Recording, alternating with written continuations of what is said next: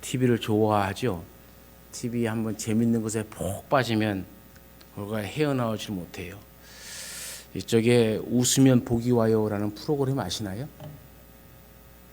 지금 젊은 사람들 몰라도 연세 드린 사람은 다 아실 겁니다. 또 가족오락관 참 재밌게 봤죠. 또 장이윤 쇼, 이 작품들의 공통점이 개그 작가 전영호 권사님이 이 PD로서 일하신 거죠. 작가로서 거기서 같이 일했던 분입니다. 이분이 일 중독자로 살다가 심장 판막증에 걸려서 쓰러졌어요. 심장 판막을 갈아 끼웠습니다. 신경성 당뇨로 식전 혈당이 670까지 올라가고 이 시야가 흐려지고 또 왼쪽 엄지 발가락이 썩는 지경까지 이르게 되었죠. 인터넷 교육 사업에 참여했다가 5년 만에 부도를 맞고 재산 다 날리고 46억 원의 빚까지 졌습니다. 그런데 이분이 예수님을 믿고 새로운 인생을 살다가 2017년에 하나님의 부르심을 받았죠. 근데 그가 쓴 이 자서전적 글에 보면은 이런 내용이 나와요. 예수님을 믿고 예수님을 영접했지만 내 삶의 변화가 얼마나 어려운지 모르겠다. 잘 나가던 방송일을 접으면서까지 주님의 일만 하겠다고 다짐했지만 매일 교제를 나누던 이 사람들과 단절되는 것이 정말 너무나도 힘든 일이었다. 성경 공부, 기도, 묵상, 교회 일, 봉사 등 열심히 주님 안에서 시간을 채워갔지만 그래도 남는 시간들은 온몸이 떨려올 정도로 허무하고 지루했다. 그래서 나는 바둑을 배웠다. 워낙 초보이다 보니까 상대해 줄 사람이 없어서 나 홀로 바둑을 두다가 도가 트이게 되었다. 오른손으로 한 수를 두고 다시 자리를 바꿔서 다시 한 수를 두고 또 자리를 바꿔서 다시 한 수를 두고 이런 식으로 계속 바둑을 두었다. 그러다 보니까 바둑에 푹 빠져서 이제는 주님의 일이 뒷전이 되고 말았다. 그런데 어느 날 목사님께서 신방을 오셨다. 목사님이 혀를 차면서 아니 혼자 두는 바둑이 그렇게 재미있습니까? 라고 물었다. 그러자 나는 머리를 극적거리며 예, 성경 말씀대로 하니까 재밌던데요. 겸연쩍게 대답했다. 그러자 목사님이 성경 말씀대로요? 되묻자 나는 예, 마태복음 6장 3절 말씀대로 오른손이 하는 일을 왼손이 모르겠더니 정말 재밌던데요. 그러자 목사님이 한숨을 쉬며 기도해 주었다. 목사님이 기도 드리면서 마지막에 살아계신 예수님의 이름으로 기도드립니다 라고 하자 다른 사람들은 아멘 하는 순간 나는 아다리 하고 말았다. 이게 굉장히 재밌는 얘기인데 전혀 웃지를 않네. 아다리는 바둑 용어입니다. 딱 꽁수에 물려갖고 한숨 난 죽게 생겼다라는, 또 다른 사람에게는 너 죽게 생겼으니까 빨리 술을 써라는 경고와 같은 것이죠. 이 아다리가 튀어나왔다라는 얘기예요. 머릿속에 온통 바둑 두는 생각밖에 안 하니까 아멘 할 자리에 아다리가 나오는 것이죠. 사람은 의식이 지배합니다. 어떤 교회에서도 이런 일도 있어요. 부동산 중개업을 하시는 연조도 회장님께서 헌신 예배 사회를 보면서 찬송을 인도하시는데 찬송가 340동 부르시겠습니다. 그러더래요. 이런 무엇을 의식하고 사느냐에 따라서 그들의 표정과 말과 행동과 미래가 달라집니다. 의식은 인간 행동의 숨은 결정자이죠.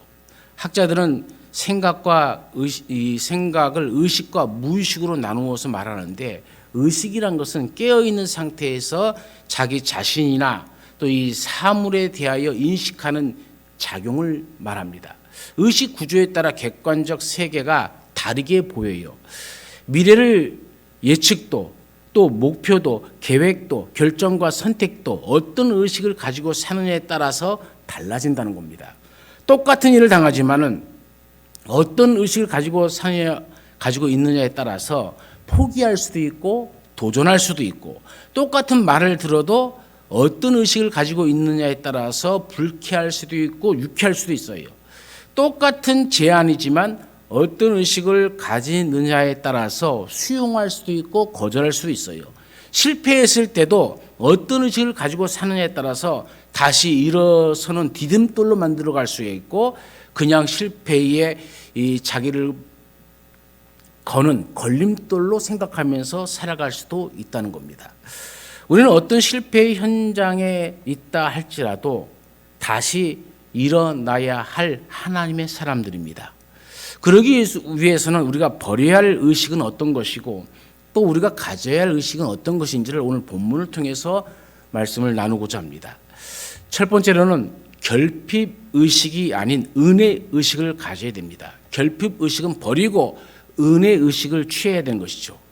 오늘 말씀에 이 일에 대하여라는 말은 직접적으로는 28절과 30절까지를 얘기하지만 포괄적으로는 이 로마서 5장부터 8장까지 이 앞에 전체 내용을 말하기도 합니다.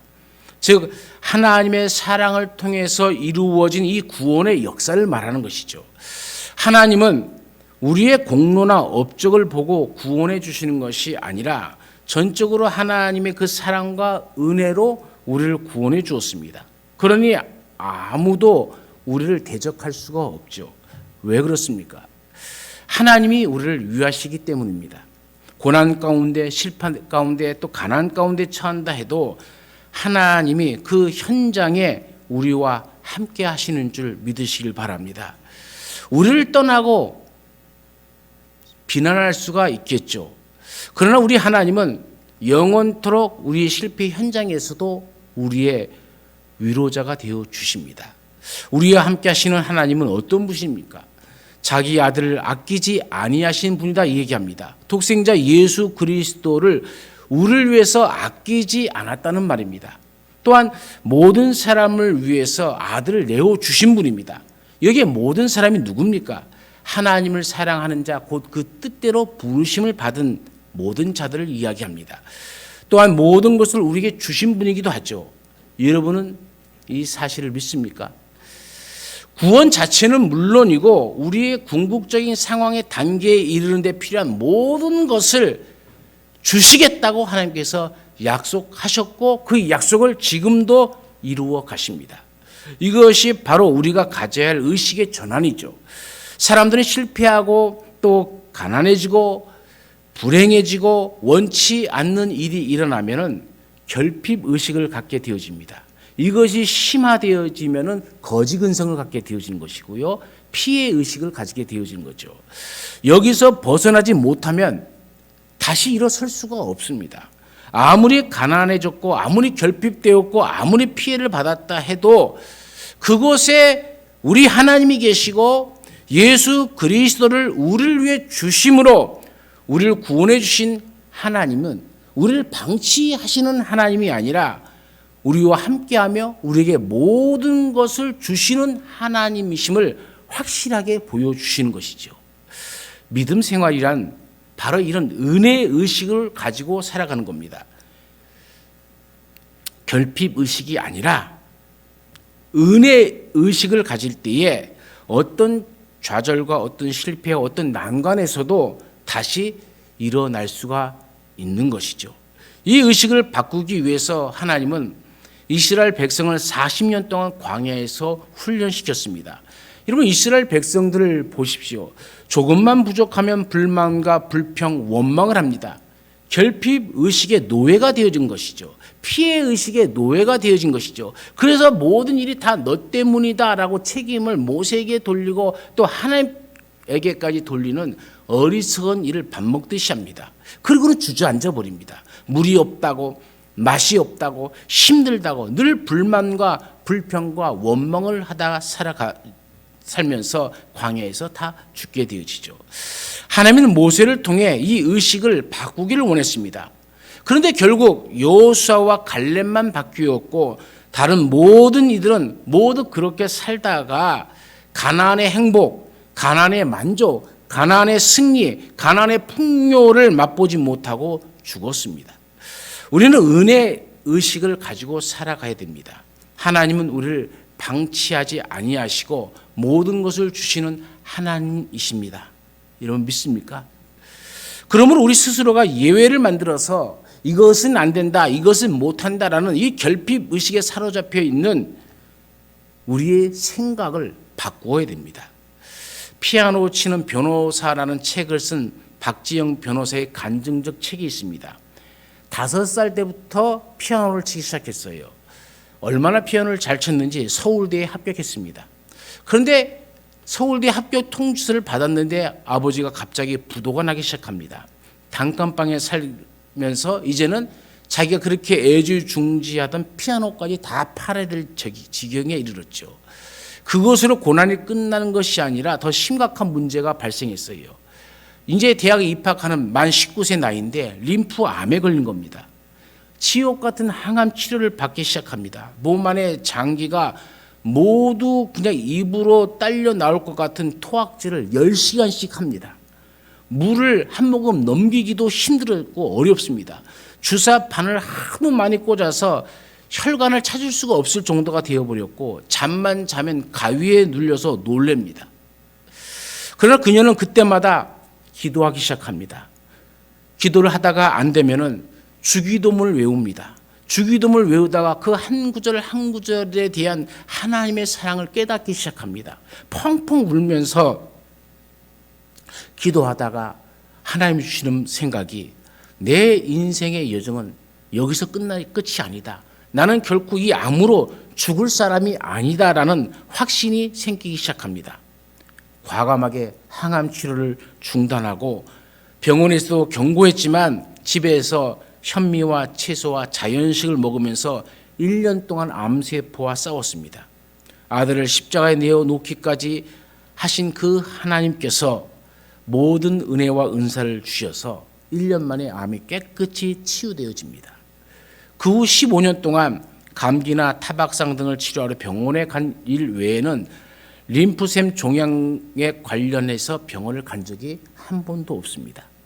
기나긴 터널을 통과하는 동안 늘 함께해 주신 하나님께 뒹굴고 울부짖으면서 하나님의 그 사랑을 깨닫고 그 사랑을 하나님과 나누었다라고 고백을 합니다. 서울대 음대에 다시 공부를 시작합니다. 한시적 삶 한정된 시간 동안 내가 분명히 해야 할 사명이 있음을 깨닫게 되어진 것이죠. 인생의 목표가 분명해졌습니다. 내가 왜 피아노를 쳐야 되는지를 깨닫게 되어진 것이죠. 자신만을 위한 삶이 아니라 이제는 하나님을 기쁘게, 이웃을 기쁘게 하는 삶을 살아가기로 다짐하면서 선교단체에 들어가 농촌 오지에 또 도시 빈민촌에 소년 소녀 가장 돕기에 또 장애우 등을 돕는 구체적인 봉사 활동을 하면서 살아갑니다. 그리고 나서 그들의 삶을 보면서 더욱 저들을 구체적으로 섬기고 싶어서 하나님께 기도합니다. 그리고 그 기도의 응답으로 법대에 편입을 합니다. 사법시험에 합격하여 변호사가 되었고 하나님과 이웃을 섬기는 삶, 억울한 사람이 없도록 가난한 자들을 위해서 앞장서는 그런 변호사가 되었습니다. 그리고 그녀는 그 책 끝머리에 이렇게 얘기합니다.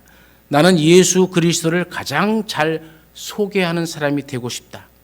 예수 그리스도의 사랑을 가장 잘 변론하는 변호사가 되고 싶다. 내가 받은 예수님의 사랑을 법과 음악을 통해 잘 전하는 사람이 되어서 하나님께 영광, 사람에게들에게는 기쁨이 되고 싶다. 잠시 실패했다고 결핍의식을 가지게 되어지면 그것은 거지근성으로 발전하게 되어지고 그것은 피해의식에 사로잡혀서 남 탓만 하다가 불행한 죽음의 노예가 되어집니다. 하나님은 얼마든지 우리에게 풍성한 것을 주실 수 있습니다. 여러분 포기하지 마십시오. 포기는 우리의 삶을 송두리째 무너뜨리지만 포기하지 않으면 하나님 그 무너진 것을 다시 수축해서 우리가 생각한 것보다 그 이상의 것들을 우리에게 주십니다. 독생자까지 아낌없이 주신 하나님이 무엇인들 주시지 않겠습니까? 우리의 생각을 은혜의식으로 전환하여서 다시 일어서는 우리의 삶이 되어지기를 간절히 축원합니다. 두 번째로는 죄의식이 아닌 용서받은 자녀의식을 가져야 합니다. 고발이란 말, 송사란 말이 33절에 나오죠. 재판이 처음 단계로 검사가 죄의 혐의를 주장해서 피의자를 재판부에 기소하는 절차를 고발, 고소라고 하죠. 사탄과 그 하수인들은 성도들의 신앙과 행위 사이의 모순을 끊임없이 하나님께 송사합니다. 실패하고 그 실패로 다시 일어나지 못하게 하기 위해서 고발합니다. 우리를 행복하고 풍성하게 살지 못하게 하기 위해서 수많은 고발들을 합니다. 너 잘못했으니 실패했지. 너 어제도 술 마시고 2차 갔잖아. 너 김집사를 지금도 정죄하고 용서하고 있지 않잖아. 너 죄 때문에 가난하지. 너 더러운 성격으로 쫓겨났지. 술로, 약물로, 마약으로, 욕심으로, 음행으로 너 그 꼴 되었지. 사탄은 이렇게 계속 고발하는 것이죠. 그것 봐라. 내가 하나님의 아들이라고? 내가 의로운 사람이라고? 아니야. 너는 쓰레기야. 여러분, 이것이 무엇입니까? 혹시 우리 마음속에 그런 마음이 있다면 그것은 사탄이 주는 마음입니다. 우리의 의식에 이런 의식들이 제기하지 못하도록 우리는 죄의 의식을 넘어서야 되는데 우리의 삶은 죄의 의식 속에 갇혀진 삶을 살게 되어진 것이죠. 우리가 어떤 실수를 하고 실패를 하고 죄를 지으면 사탄은 어김없이 우리의 심령을 찔러댑니다. 너는 쓰레기야. 제기할 수 없어. 거봐. 내가 뭘 했어. 너 안 된다고 했지. 이렇게 살 바에 뭐해? 죽어. 이런 식으로 고소하는 것이죠. 우리가 이런 죄의식에서 벗어나지 못하면 우리의 인생은 다시 일어설 수가 없죠. 우리는 여기에 넘어가서 자포자기하지 말고 죄의식에 사로잡혀 스스로를 정죄하면서 살아가서는 안 되는 것이죠. 이 죄의식에서 탈출해야 됩니다. 죄의식에서 해방되어져야 됩니다. 여기에서 해방되지 못하면 우리 인간은 결코 행복하고 풍요로운 삶을 살 수가 없습니다. 왜 그렇습니까? 여러분, 성경을 보십시오. 우리를 의롭다고 하신 분은 누구십니까? 우리 하나님이십니다. 아브라함이 아내를 누이라고 속였어도, 모세가 살인하였어도, 야곱이 시기를 가지고 그 형의 모든 것을 빼앗기 위해서 사기를 쳤어도, 노아가 술주정을 부렸어도, 그래서 자기 아들을 저주했어도 하나님은 여전히 그들을 버리지 아니하셨습니다. 죄 문제는 상대방이 용서해 주면 끝이 나는 것이죠. 내가 어떻게 생각하든 상대방이 용서해 주면 그것으로 끝입니다. 우리 하나님께서 우리의 죄가 주홍같이 붉을지라도 양털같이 희게 해 주었습니다. 나는 나를 위하여 내 허물을 도말하는 자니 내 죄를 기억하지 아니하리라. 여러분, 이게 이사야 선지자를 통해서 우리에게 주시는 말씀 아닙니까?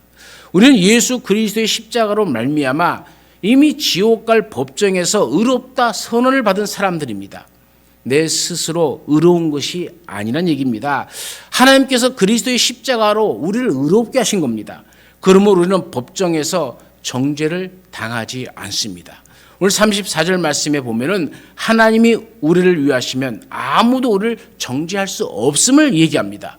정죄는 죄 때문에 재판장 앞에서 판결을 받는, 유죄 판결을 받는 것이 정죄입니다.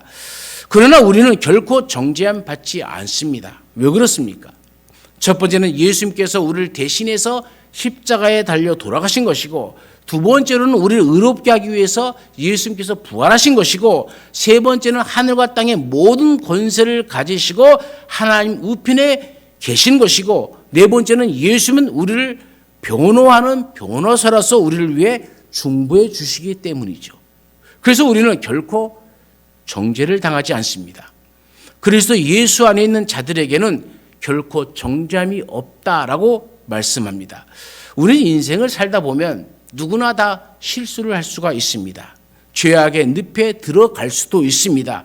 그러나 택한 백성은 이 회개하고 돌아오면 우리 예수님을 통해서 용서받게 되어집니다. 하나님의 교제가 끊어지지 않는다는 얘기입니다. 여전히 하나님의 아들과 딸로 살아가게 되어집니다. 어떤 경우에도 하나님은 우리를 받아주십니다. 버리지 않는다는 것이죠. 사기꾼 야곱도 버리지 않았잖아요.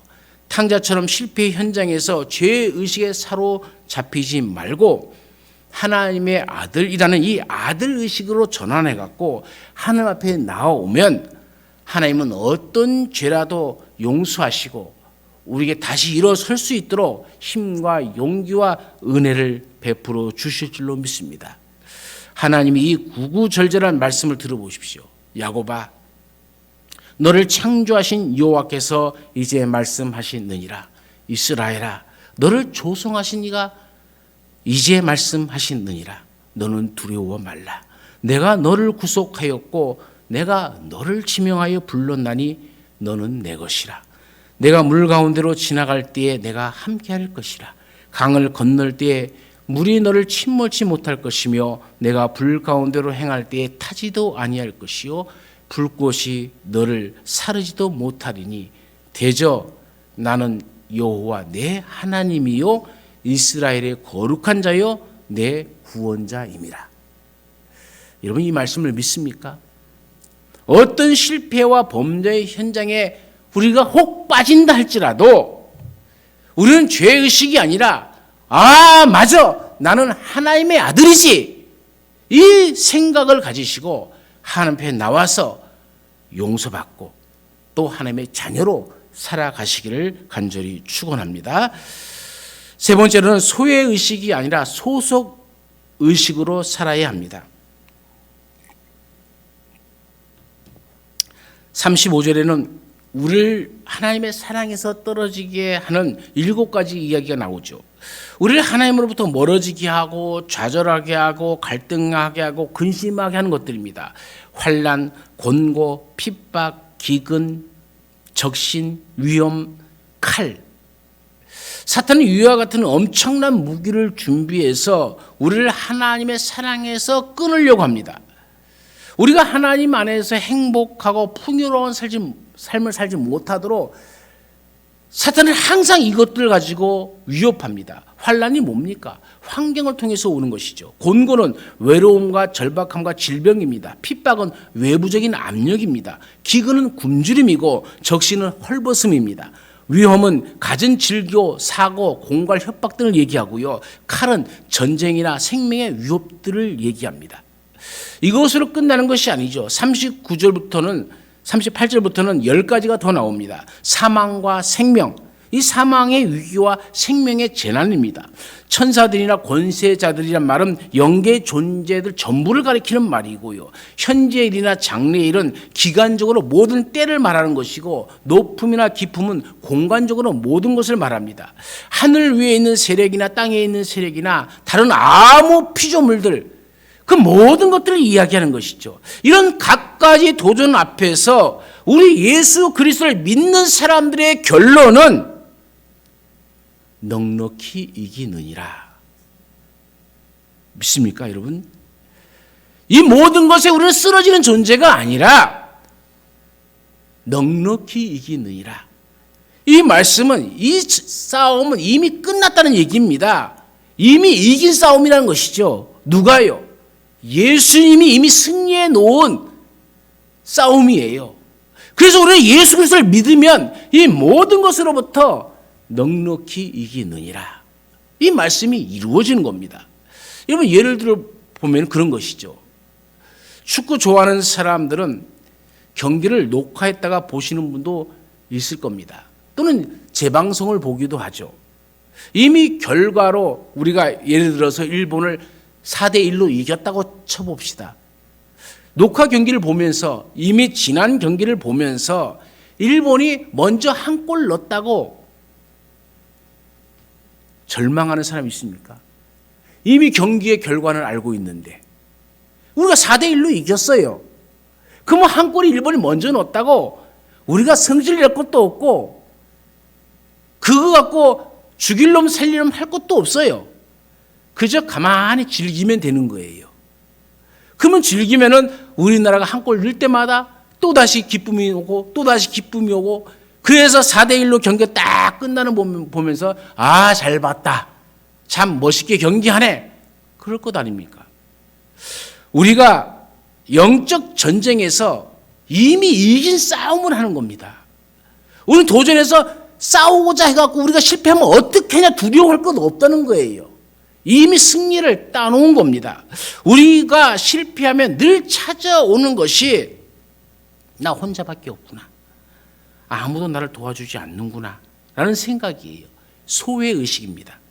나는 고독하고 사랑받지 못하고 따돌림 받은 사람이라고 생각하고 그것이 깊어지면 우울감에 사로잡히고 자살해버리는 것이죠. 해마다 수능철이 되면 자살하는 학생들이 생깁니다. 올해는 제발 자살하는 학생이 안 생겼으면 좋겠다라는 그런 기도도 해봅니다. 우리나라는 지난 18년 동안 세계에서 자살률이 가장 높은 나라로 등록돼 있어요. 2022년 작년 한 해에 우리나라 자살한 사람이 12,900명입니다. 스스로 목숨을 끊었어요. 하루에 35명씩 자살해서 죽은 겁니다. 10세에서 30세의 이 젊은 시절에 죽음의 첫 번째 요인이 자살이라는 것.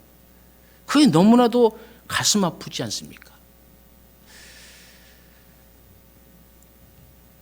어려움이 왔을 때에, 실패했을 때에, 난관에 부딪혔을 때에 이런 소외의식에서 벗어나지 못하고 극단을 택하는 겁니다. 그러나 여러분 성경을 보십시오. 어떤 경우를 만나도 그것들이 우리 하나님의 사랑에서 끊지 못한다라고 선언하고 있지 않습니까? 실패했을 때 이 소외의식에서 탈출을 해야 됩니다. 실패했어도 우리 하나님은 여전히 나를 사랑하고 있다고 믿으시길 바랍니다. 사탄은 하나님의 사랑에 대해 자꾸 의심하게 만듭니다. 너의 삶의 모습을 봐라. 그것이 하나님의 사랑받고 사는 모습이냐? 하나님이 사랑하면 너를 그렇게 놓아두겠느냐? 사탄은 우리에게 이게 육체적, 정신적, 경제적, 사회적 시련을 줌으로써 하나님의 사랑을 의심하게 만듭니다. 그러나 환난과 곤고와 핍박과 기근과 적신과 위험과 칼이 다가와도 우리를 그리스도의 사랑에서 끊을 수 없다고 성경은 선포합니다. 사망의 위기와 생명의 재난이 다가온다고 해도 천사들이나 권세자들이나 현재일이나 장래일이나 높음이나 깊음이나 어떤 피조물, 어떤 세력도 우리를 하나님의 사랑에서 끊을 수 없는 그 이유는 우리가 그리스도의 사랑 안에 있기 때문입니다. 37절 말씀에 보면은 모든 일에 우리를 사랑하시는 이로 말미암아 우리가 넉넉히 이기기 때문이죠. 어떤 고난이 닥쳐와도 우리는 넉넉히 이깁니다. 무엇으로 이깁니까? 우리를 사랑하시는 이로 말미암아 넉넉히 이기는 겁니다. 예수님께서 이렇게 친히 말씀하셨죠. 이것을 너희에게 이름은 너희로 내 안에서 평안을 누리게 하려 함이라. 세상에서는 너희가 환난을 당하나 담대하라. 내가 세상을 이기었노라. 혹 실패했습니까? 아니면 죄를 지었습니까? 혹 고난이 있습니까? 환난이 있습니까? 우리가 견디기 힘든 무거운 짐이 있다 할지라도 우리 하나님이 여전히 우리를 사랑하십니다. 십자가에 죽기까지 예수님은 우리를 사랑하셨습니다. 두려워하지 말고 승리에 대한 확신을 가지시기를 간절히 축원합니다. 우리는 결국 승리할 것입니다. 우리는 넉넉히 이길 것입니다. 이 넉넉히 이기는 승리가 오늘 저와 여러분이 누리는 복이 되어지기를 간절히 축원합니다.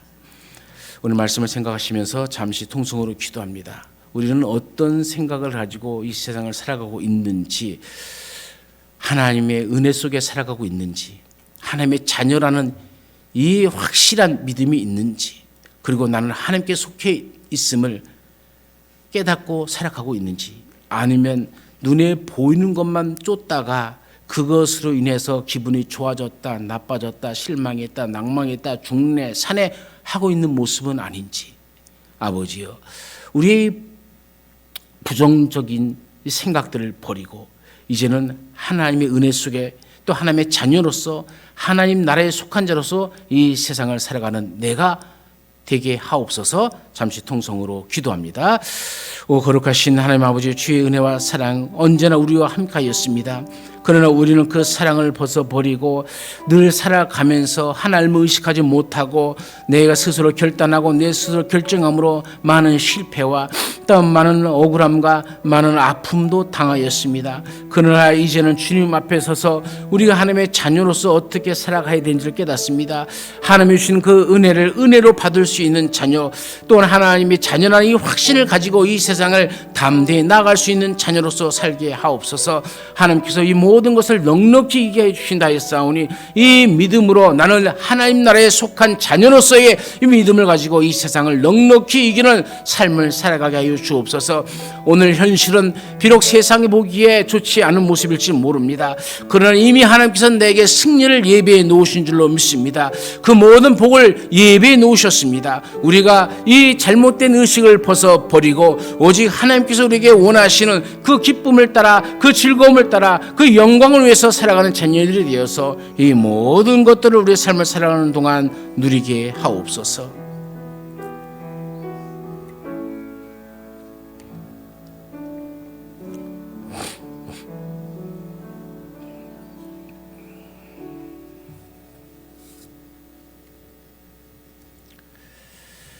우리의 삶 속에서 세상의 눈으로 보기에는 실패 같지만 우리는 결코 실패를 보지 않습니다. 사람들은 결핍의식에 속해서 우리를 평가하지만 우리는 은혜 의식 속에서 또 하나님의 자녀로서의 이 신분과 하나님 나라에 속한 자로서 천국 백성으로서 이 세상을 살아갑니다. 어떤 것도 우리를 하나님의 사랑에서 끊을 수 없음을 믿습니다. 이 모든 것을 통해서 때로는 실패가 왔다 할지라도, 때는 우리가 잘못을 저질러 죄를 지었다 할지라도 우리 이 모든 것이 우리를 결코 그리스도의 사랑에서 끊을 수 없고, 우리는 이 모든 것을 디딤돌로 삼아서 이미 하나님께서 주신 승리를 바라보며 넉넉히 이기는 승리자가 될 줄로 믿습니다. 이 승리의 기쁨이 우리의 삶 속에 함께하고 우리가 이 은혜 속에 살아가는 자녀들이 되게 하옵소서. 언제나 우리와 함께 하시는 예수님의 이름으로 기도드리옵나이다. 아멘. 우리 옆 사람과 인사를 나눕시다. 모든 것이 은혜입니다. 결국 승리합니다. 이제 얼굴 보면서 넉넉히 이깁니다. 우리 이 마음을 가지고 다 같이 일어나서 하나님의 말씀으로 서로가 서로에게 복을 선포합니다. 여호와는 내게 복을 주시고 너를 지키시기를 원하며, 여호와는 그 얼굴을 내게 비추사 은혜 베푸시기를 원하며, 여호와는 그 얼굴을 내게로 향하여 드사 평강 주시기를 원하노라. 아멘.